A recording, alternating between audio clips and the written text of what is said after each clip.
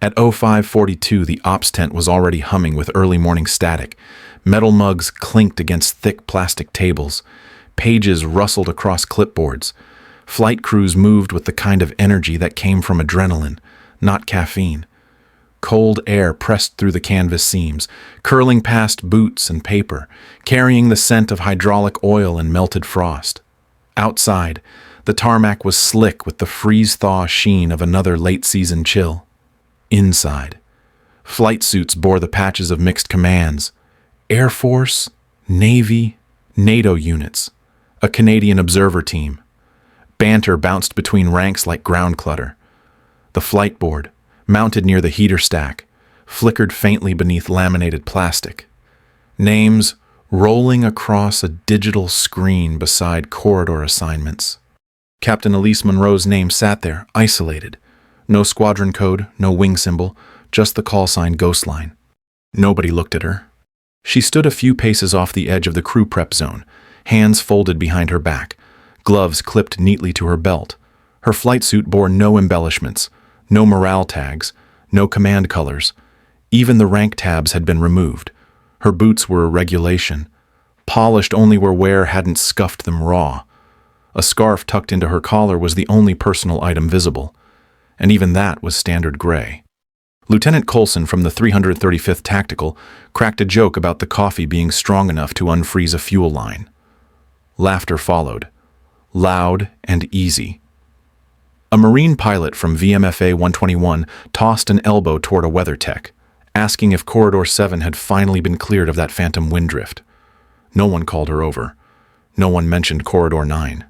She watched the room without moving, eyes scanning from the board to the layout table and back to the threshold where light spilled through the open flap. She hadn't spoken since entering. Nobody had asked her to. Two airmen bumped past carrying a folded weather hood and a box of emergency flares. One glanced in her direction, then shifted his gaze before it landed. Behind the briefing stand, a junior officer tapped updates into a tablet. He paused, finger hovering near her name, then swiped left and moved on. Her inclusion was procedural, not invited. The board updated again. Corridor 9 flashed orange, then back to idle gray. Below it, two names appeared with departure windows. Her name stayed static, without timestamp or call-up sequence. A flight chief called out new tasking: Captains Shaw, Durand, and Mejia stepped forward to receive final route vectors.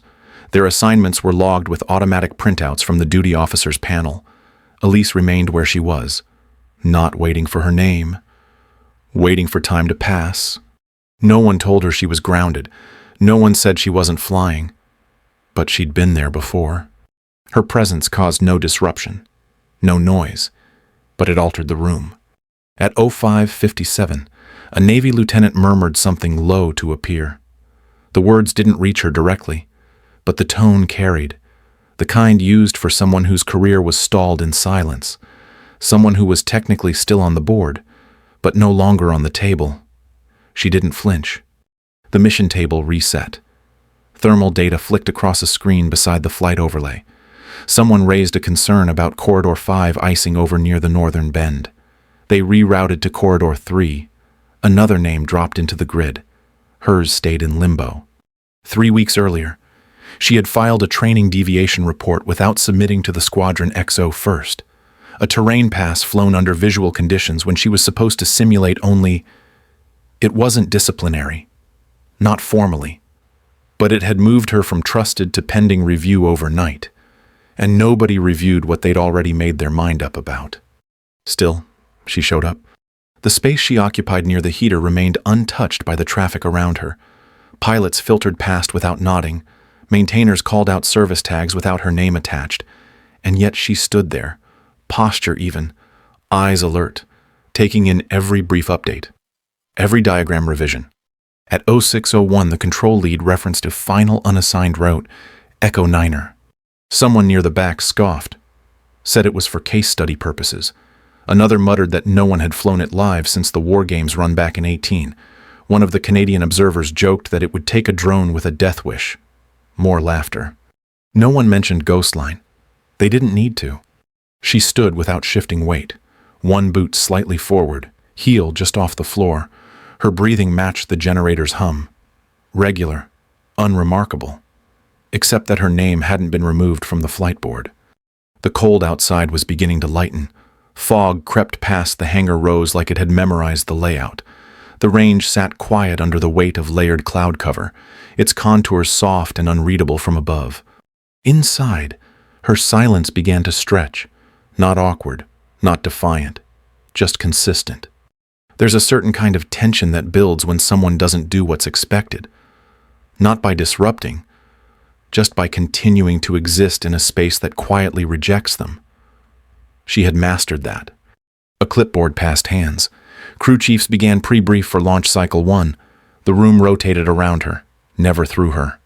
At 06:08, a logistics runner entered to update the weather spread on corridor routes. He paused near the board, looked once at corridor 9, looked at her, then said nothing. Captain Elise Monroe remained still, eyes forward, expression unreadable. She hadn't come to prove anything.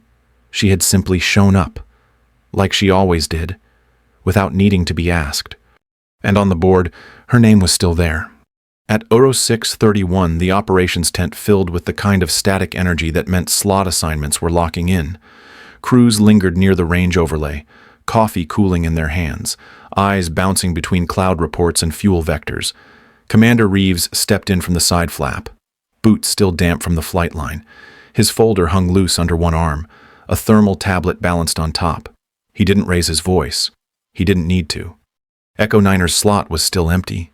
He tapped the screen twice and brought up the corridor grid. Most names had populated green beside their assigned runs. Corridor 3, 7, 5 each marked and accounted for. But Corridor 9 flashed red. It had done so all morning. He reminded the room that Echo 9 remained open. He didn't direct the statement at anyone. Just let it settle. The response was predictable. A quiet scoff from a Navy weapons officer, followed by a low chuckle from one of the Brits near the mission tracker. Someone muttered about statistical suicide. Another joked about sending a drone and seeing if it wept. The path had been logged into the range archive 6 years prior as a simulation asset only. Built from terrain overlays in the eastern boundary range, it threaded a glacial canyon with unpredictable crosswinds, unstable fog bands, and topographic pinch points under 120 feet wide. The ingress vector required a constant lateral offset of less than 4.5 degrees just to stay within the viable radar envelope. Terrain following radar would lose lock after waypoint 4. Every prior attempt had been aborted mid-sim. The route was unflown, untouched. One of the Canadian observers nudged a weather officer and asked if it was even technically flyable below 1,000 MSL without thermal lift. The response was a shrug. Nobody took it seriously. Near the mission board, Elise stood still. She didn't react to the chatter. Her gaze remained fixed on the corridor overlay. Reeves glanced once in her direction, then looked back at the group. He reminded them that standard operating procedure allowed any qualified pilot to claim an open slot. Silence followed. Then she moved. It wasn't dramatic. She stepped forward with even pacing, stopped just inside the radius of the range map, and lifted one glove from her belt. No announcement, no request. She set the glove down next to the ingress marker for Echo 9. The motion was deliberate, measured. Conversation didn't stop, but it thinned. A young Marine lieutenant leaned sideways and said something under his breath about flight fantasy hours. Another turned toward her briefly, then looked away like the moment didn't warrant attention. She didn't address any of them. She didn't acknowledge the remarks. Her hand rested lightly beside the touchscreen board. The orange glow of Echo 9 blinked once, then settled into steady standby. Her name remained adjacent to the vector, still without a squadron tag, still without support. She stepped back to her previous position. No one confirmed the move aloud, but the implication carried. A few crew members exchanged glances. One tapped a note into a tablet. Another frowned at the satellite wind model and double-checked the morning thermals near waypoint 6. Nothing about her expression changed. No shift in posture. No spark of pride or aggression. Just a quiet claim. The board updated at 06:34. Corridor 9 now listed as pending clearance, Ghostline, no flight time stamped, no mission outline filed. Just the name, blinking, unchallenged. The noise returned in pockets. Pilots went back to prep cycles. Briefing teams moved toward Hangar 2, but the undertone had shifted. The glove was still there, right next to the impossible path, like it belonged there all along. No one picked it up.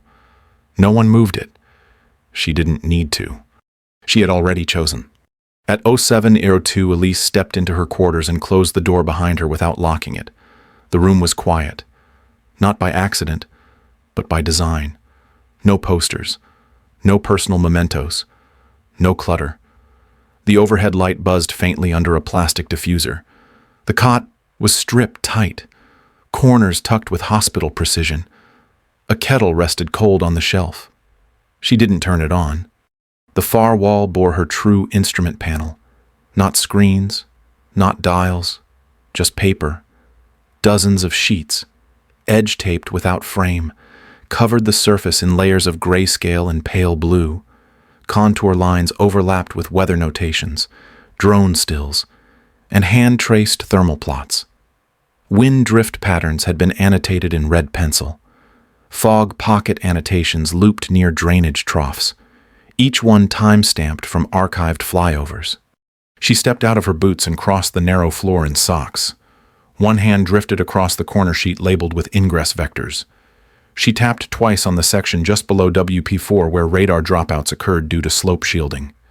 A faint note in the margin marked it as dead zone confirmed from both Lantern and SAR overlay. It wasn't theoretical. She had checked it herself with legacy data. Elise pulled a strip of Velcro-bound tape from the top shelf. Inside were pre-printed fragments she'd aligned from archived telemetry. She matched 3 reference points on the elevation chart, added a thin pencil curl across the expected crosswind reversal zone, then stepped back. With her hands free, she lifted both arms in front of her. Right hand curved slightly, wrist aligned as if around the throttle quadrant, left hand angled like a grip on the side stick. Her elbows stayed tight. Movements were small, not for effect, but for calibration. She leaned her shoulders as if banking left through the opening bend. Pitch forward, micro trim, lateral slide with rudder tap. She whispered nothing. Behind her, the kettle clicked as the heat coil cycled. She didn't move to it. She rotated her hands again. Right wrist flexed inward, mimicking flutter compensation. Left wrist snapped flat, as if flattening the roll axis under a drop turn. Her chin dipped. Eyes scanned the invisible horizon. Her breathing stayed level. On the overlay nearest the bunk, she had drawn a narrow funnel around the final descent vector. Notes in shorthand tail wind buffer, canyon pulse point, 2.7 second reaction margin. She had plotted each margin across terrain deviation tolerances. No simulator could replicate the full drift stack, but her hand-drawn layout showed every micro pocket. She reached for a single pushpin and pressed it into the wall, just above a faded thermal readout. It marked a spot the drones had barely captured last winter, a clearing just large enough to hold lift during valley churn. No one else had labeled it. Her fingers shifted again. Another pass. This time at half speed, eyes closed, breath syncing with imagined vector shifts. She didn't perform. She calibrated. The silence in the room didn't press on her. It welcomed her. This wasn't a place to rest. It was her flight deck, her prep room, her range sim. There would be no printouts, no simulator review, only paper, pencil, and the map in her head. She didn't need approval to plan what no one believed could be flown. She only needed the route, and she already had it. At 0817, the fog was thick enough to swallow the runway markings whole. The valley ahead looked like smoke layered on ice, motionless, but heavy. The concrete beneath the main ramp steamed faintly as fuel trucks idled in standby. Beyond the launch apron, a maintenance crew rolled cables under tarp, eyes occasionally cutting toward the line where a single F-16C Viper sat prepped and sealed. Elise didn't radio in. She didn't check with tower for confirmation. Her helmet was secured, visor down. The matte gray shell bore no squadron crest. Inside the cockpit, her hands were steady on the HOTAS. left hand wrapped around the throttle, fingers draped loose over the detent. Right hand cupped the side stick, palm relaxed, thumb just off the trim hat. The green light blinked on. No fanfare followed, no call from the tower, just the HUD glow shifting from standby to active. Altitude read 012 feet MSL. Airspeed held static. Throttle pushed forward. She advanced the power smoothly past MEL to AB gate. Engine tone rose with no lag. The nose wheel lifted at 138 knots. Gear up by 151. No rotation beyond minimum lift. She leveled out at 35 feet AGL and held it. She dropped into the valley's first corridor before the base could register her trajectory. In the control tent, a weather analyst looked up from his console and frowned at the terrain-following radar output. No blip showed, only a gap in the scan pattern and a sudden pressure fluctuation across the outer range line. It didn't look like a jet. It looked like something skipped under the map. Inside the Viper, Elise eased the throttle back to maintain subsonic cruise. Her HUD blinked once as terrain-following logic failed to hold a stable track. She knew it would. The angle of slope past WP2 introduced radar loss from the left escarpment. Her right hand nudged the stick left, just enough to bank into the bend. The G-load stayed flat. She didn't fight the contours. She followed them. Fog curled past the canopy like breath against cold glass. She read the flow by contrast, not shape. Updraft pulses rose near the canyon mouth. She modulated trim 3 clicks nose down, 1 right rudder. The Viper dipped and settled inside the pressure pocket. At the edge of the glacier shelf, the canyon narrowed to 84 feet between rock faces. She leaned with the jet. No sudden corrections, no yoke jerk. Her breathing timed with every roll. Her exhale lined up with the bank. The HUD displayed altitude spikes and dropouts. She ignored them. The viaduct came fast, old and rusted. It ran across the midsection of the corridor at 68 feet above ground, flagged during simulation as a no-pass marker. Elise rolled 90 degrees with a half-second prep window. She snapped flat inside the arch, belly nearly brushing the rail understructure. Trim held with manual tap. Speed stayed locked at 413 knots. No climb. No break. On the ridge above, a camera crew froze. The Viper shot under them like a shadow folded in half. The turbulence registered 3 seconds later as a thermal blast that tripped 2 seismic monitors and blew snow off the ledge. Inside the control tent, a civilian contractor leaned closer to the feed and muttered that she was under the radar net. A major corrected him. Not under... below. She cleared WP6 with a slight nose dip. Passing a wind reversal zone she'd plotted from archived drone telemetry. No data showed it, but she had annotated the stall tuck shift manually. She compensated with a right pitch input and rear stab toggle. The HUD blinked again, but she was already moving out of the bend. The tightest segment came next. A fork in the canyon presented a bluff on the left and a granite tooth on the right. Margin was 17 feet total. Elise centered it with only fingertip control. The Viper's wingtip passed within 20 inches of the slope. No scratch, no tremble. She passed a wooden trail marker that had stood for 3 decades untouched. She'd seen it in an archived SAR report photo from 2012. It was her visual cue for the terminal descent angle. Below that point, the terrain opened just long enough to build a slipstream pocket. She tapped 2 degrees left yaw, flattened her pitch with a half-second hold, and let the jet ride the thermal column. Not powered flight, pressure lift, dead silent. Her engine stayed below max. Her controls never shook. At WP9 final bend, the route curled between 2 opposing slopes forming a V-cut, too narrow to bank. She held level, trim set to neutral. She rolled at 40% torque, angle 5.2 degrees nose up. The jet passed through as if drawn by a line no one else had seen. In the tent, no one moved. She rose from the corridor just as the sun breached the ridgeline. Fog split open behind her like a curtain drawn back on instinct.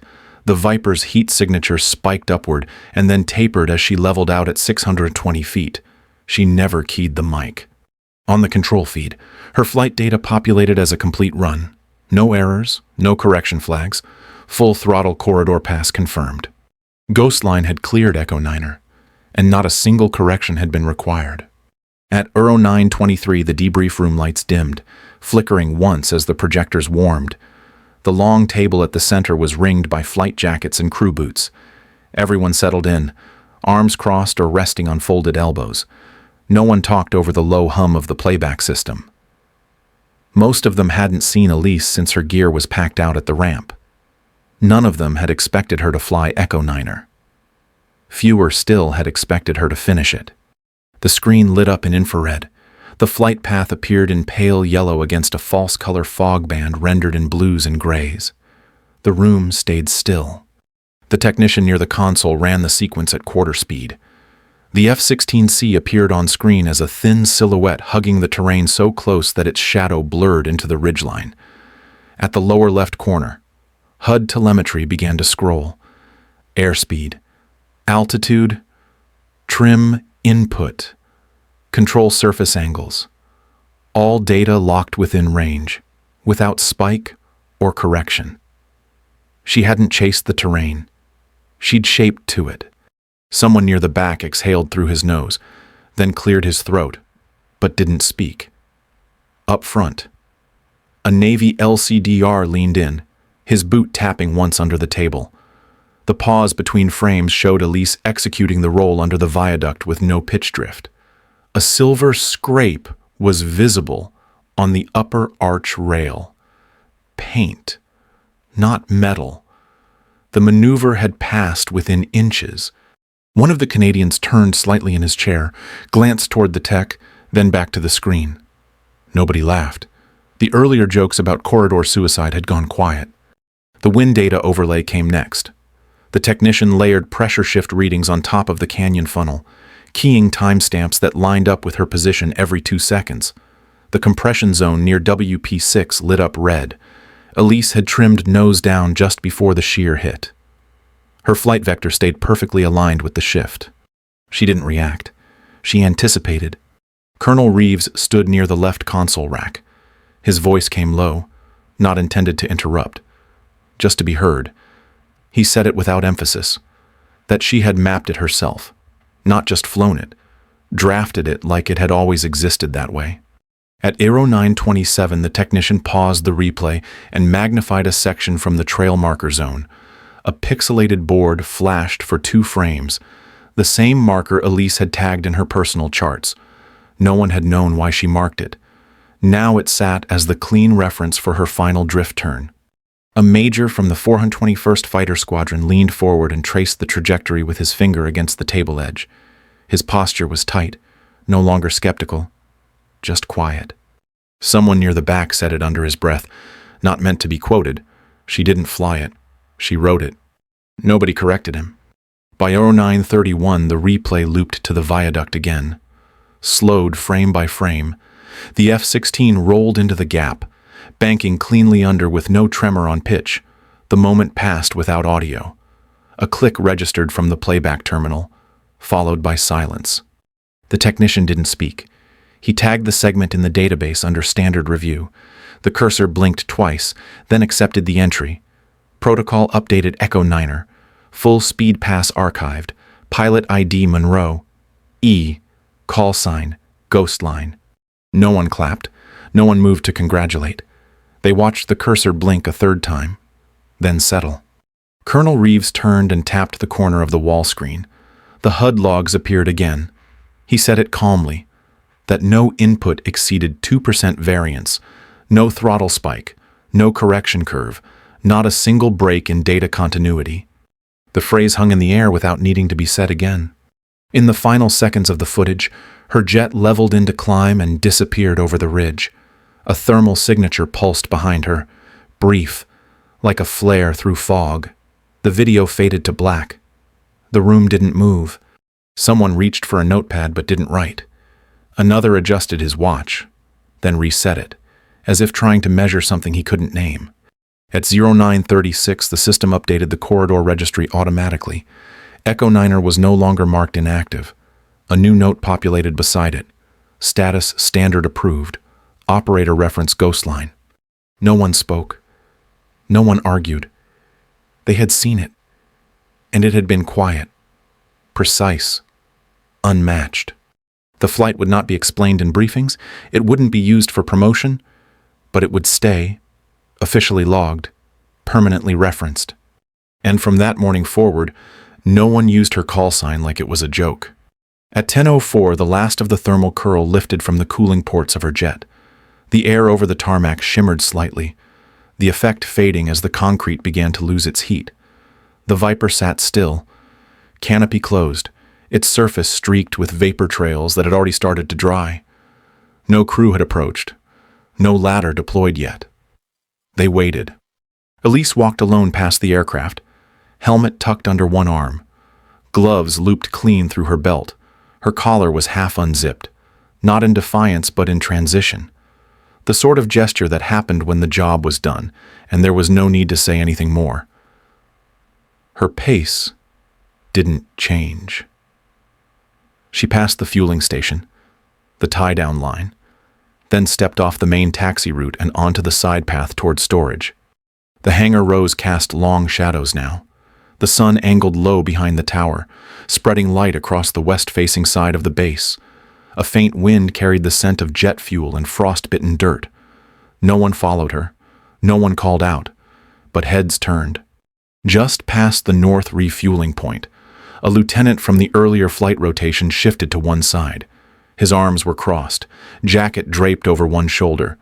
He watched her approach, said nothing until she passed him by less than 2 feet. Then, one word, low and simple. "Ma'am." She didn't slow, but she nodded once, barely perceptible, more acknowledgement than reply. He said nothing else. Inside the ops tent, the screen rotated through route diagnostics. A new line of data blinked in amber. Echo 9er. Completion timestamp confirmed. Input deviation, 0. One of the technicians at the console leaned forward and keyed the update. The cursor shifted, accepted the new field. Standard Flight Reference Corridor Echo 9er. Pilot ID Monroe. E. Call sign. Ghostline. It was the first time her name appeared in that field. Not as a training anomaly, not as an observation entry, but as origin. At 10:11, a pair of crew chiefs stood outside Bay 4, one holding a torque wrench, the other finishing the post-flight intake checklist. The younger one tilted his head toward the line. They said no one could run Echo 9er full pass. The older tech didn't look up. He just said she didn't run it. She wrote it. They didn't speak again. At the far end of the maintenance lot, Elise reached the first row of field containers. Her boots hit gravel, the sound sharp against the low whine of distant turbines. She stepped between the trailers without pause, cutting behind the admin corridor and moving toward the quarters that overlooked nothing in particular. Back inside the control tent, no one had left their seat. The video of the flight looped once more, slower this time. No commentary, no analysis, just the hollow sound of pressure curves wrapping around steel and fog. The lights remained low. By 10:17, her aircraft had stopped steaming. The last wisps of superheated vapor, ghosts of atmospheric friction and impossible exertion, finally dissolved into the sterile air of the hangar bay. For minutes, the machine had exhaled heat in shimmering waves, the air above its fuselage dancing a frantic, silent jig.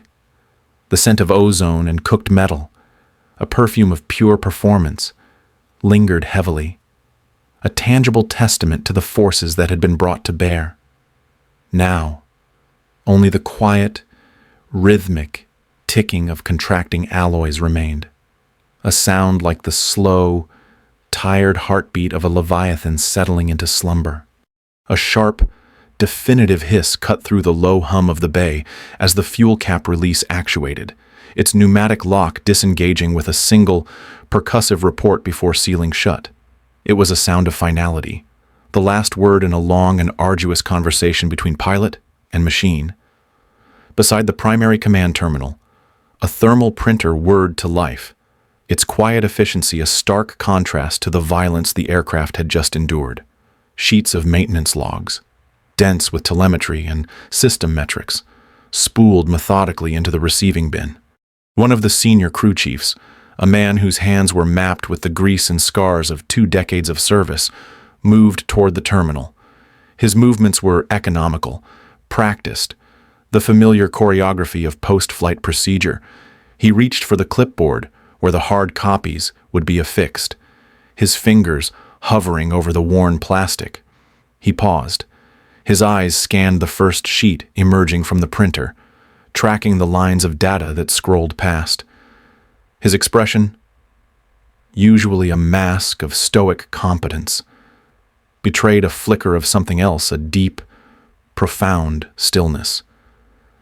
He had seen thousands of these printouts, analyzed the aftermath of countless sorties, from routine patrols to live-fire emergencies. He understood the language of stress tolerances, energy expenditures, and G-force spikes better than he understood the letters from his own children. What he saw here was not a deviation from the norm. It was the creation of a new one. The numbers didn't just push the envelope. They redrew it entirely. Slowly, deliberately, he lowered his hand and left the clipboard untouched on its hook. It was no longer just a maintenance log. It was a historical document. Miles away, in the dim, cool heart of the base command center, the data wall glowed with the lifeblood of the entire operation, a vast, floor-to-ceiling screen. It was a constantly flowing river of information: flight schedules, personnel transfers, supply chain logistics, weather patterns. Most of it was routine, the mundane pulse of a city-sized military installation. But near the sector designated for pilot certifications, a single line of text blinked into existence. It arrived without a priority flag, without the crimson highlight of an alert or the amber caution of a pending review. It was not announced. It was simply added, inserted into the permanent record with the quiet authority of an established fact. Range Standard Echo 9er, status certified, Ghostline. The line, rendered in a standard, unassuming font, blinked once, a single, solid-state pulse then held, its light becoming a fixed and immutable part of the roster. There was no applause. No one stood to offer a congratulatory handshake or deliver a prepared speech. In the command center, the few analysts who noticed the update merely widened their eyes for a moment before returning to their consoles, the knowledge settling within them. In the hangar, the crew chief stepped back from the cooling ship, granting it a space of silent reverence. The hum of the bay's primary power systems began its long, slow wind down, the ambient noise dropping decibel by decibel. A silence descended. It was not an empty or awkward silence. It was heavy, dense, and complete. A quiet that didn't ask to be filled with words or ceremony. It was the kind of profound stillness that follows an event for which there are no adequate descriptors. A shared, unspoken understanding that something fundamental had just shifted. It was the quiet and certain arrival of recognition, a truth that becomes so self-evident it requires no announcement. She had never campaigned for promotion, never angled for a commendation, never asked for her name to be seen. Her only ambition had been the flawless execution of her craft, a relentless pursuit of the impossible. But now, without petition or debate, it was there. Her name was etched into the highest echelon, not by a committee, but by the cold, impartial judgment of the machine she had mastered. It was fact. It was certified. It was Ghostline.